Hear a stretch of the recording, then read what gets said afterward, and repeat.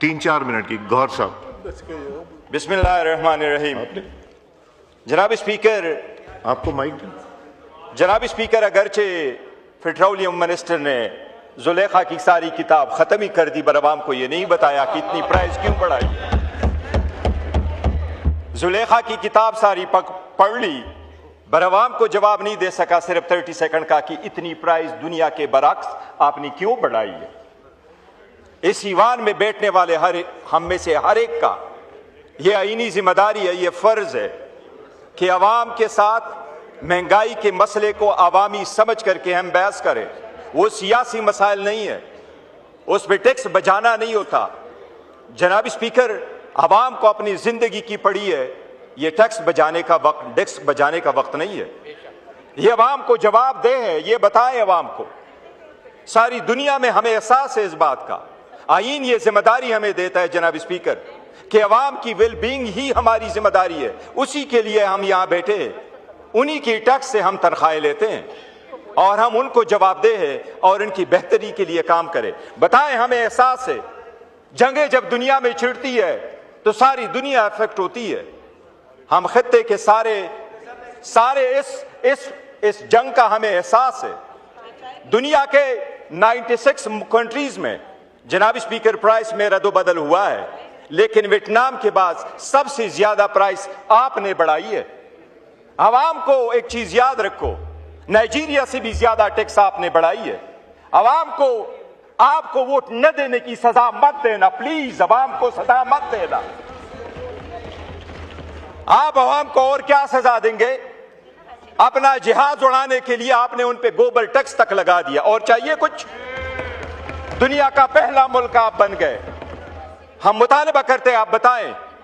आप नाकाम हो चुके हैं, आप तो कभी कामयाब थे ही नहीं। जिनके पास अवाम का मैंडेट ना हो उनका दिल डरता नहीं है, वो आराम से सो रहे होते हैं।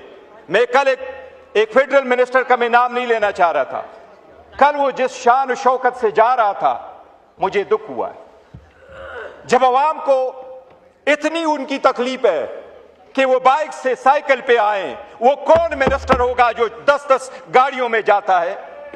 शेम करनी चाहिए हमें। नाम नहीं लेता लेकिन यहां बैठा हुआ है। बड़ी अफसोस की बात है जनाब स्पीकर। जनाब स्पीकर, ये अवाम को ये बताएं, हमारा दुश्मन मुल्क है, यहां पर पड़ोसी हमारा दुश्मन मुल्क सही, लेकिन आप बनाए दुश्मन मुल्क ने। अगर आप ये कह रहे हैं कि दुनिया में प्राइसें बढ़ी हैं, वो सिर्फ हमारी घर की प्राइसें बढ़ी हैं, हमें पेट्रोल किसी और दुनिया से आती है, बाकी दुनिया ने प्राइसें क्यों नहीं बढ़ाई? जब दुनिया ने 3% प्राइसें बढ़ाई, पहली रात आपने 20% बढ़ाई। अभी जब दुनिया में 7% प्राइसें बढ़ गई हैं, तो आपने 54 और 42% प्राइस बढ़ाई है। बताइए क्यों आपने बढ़ाई है? जनाब स्पीकर, वो मोबिलिटी मैनेजमेंट का आपका क्या बना?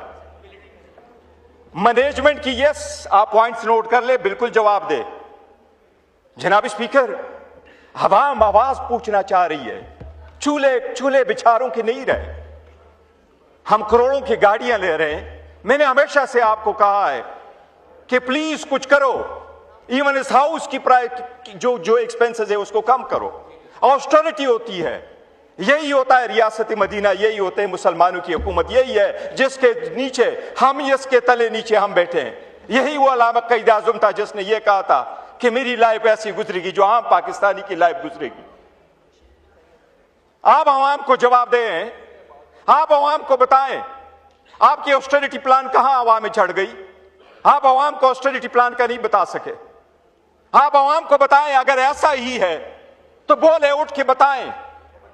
आपके पास ओगरा के कानून के मुताबिक, रूल्स के मुताबिक 20 दिन का स्टॉक होना चाहिए था। अगर स्टॉक नहीं था तो क्यों नहीं था? अगर था तो प्राइस क्यों बढ़ाई थी? ये दुनिया भर तक लोग आपका पीछा करते रहेंगे, इतनी प्राइस क्यों बढ़ाई? जनाब स्पीकर, सिंपल बात है, ये सिर्फ इस बात की नहीं है।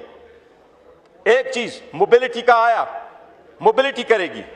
आप ये बताएं कि आपने जितनी प्राइस बढ़ाई है, और आप उसकी कह रहे हैं कि मैं उसकी सब्सिडी भी दे रहा हूं, लेकिन इंडिया की मिसाल ले ले जनाब स्पीकर, मैं उस मुल्क का नाम तक नहीं लेना पसंद करता, इतनी ही हमारी सी उनकी बुग़्ज़ है। और अल्हम्दुलिल्लाह इस कौम ने, अफ़वाज पाकिस्तान ने, इस कौम की यहजती ने उनको मई 2025 में तारीखी सबक सिखाई अल्हम्दुलिल्लाह, और दोबारा भी सिखाएंगे अगर कोई ऐसा वक्त आया। लेकिन जनाब स्पीकर, एक दूसरे को देखो तो सही। उन्होंने ऑयल मार्केटिंग कंपनीज को बुला के उनको कहा कि आप भी ये बर्डन शोल्डर कर दे, आप भी अपना प्रॉफिट गिव अप कर दे ताकि अवाम पे बोझ ना बने। आपने क्यों नहीं किया? सब्सिडी वो तो लेते रहे सारी दुनिया से, वो करोड़ों रुपए वो बाहर लेके गए, उन्होंने क्यों नहीं किया?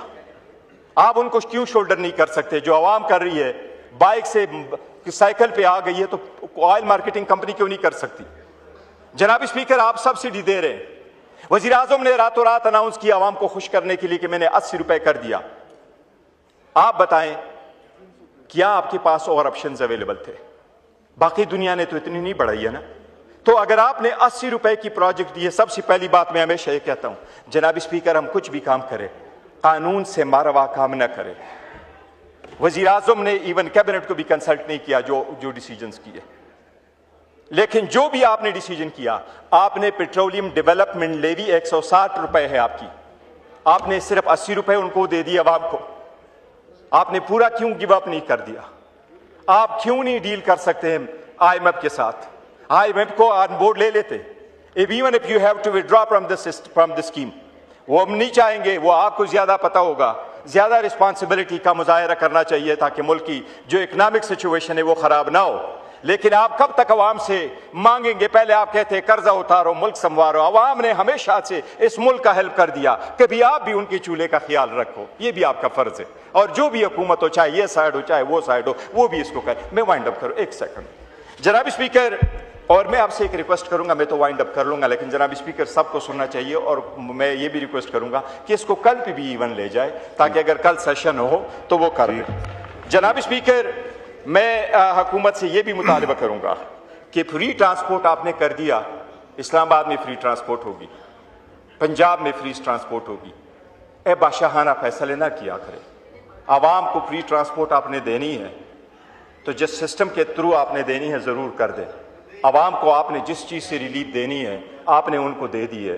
ट्रांसपोर्ट में किसको फ़ायदा मिलेगा आप नहीं बता सके। आप सब्सिडी देंगे। मैं हमेशा से लास्ट बजट पे मैंने कहा था कि ऑलमोस्ट 700 अरब रुपए हमने बेनज़ीर इनकम सपोर्ट पे दे दी है, लेकिन बहावल नगर में हमारी एक औरत जो थी वो भूख की वजह से मर गई थी।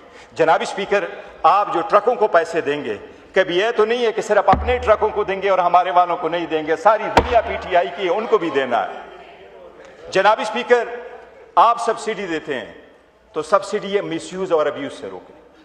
सब्सिडी किसी ऐसे के पास नहीं जानी चाहिए जिनका हक ना हो।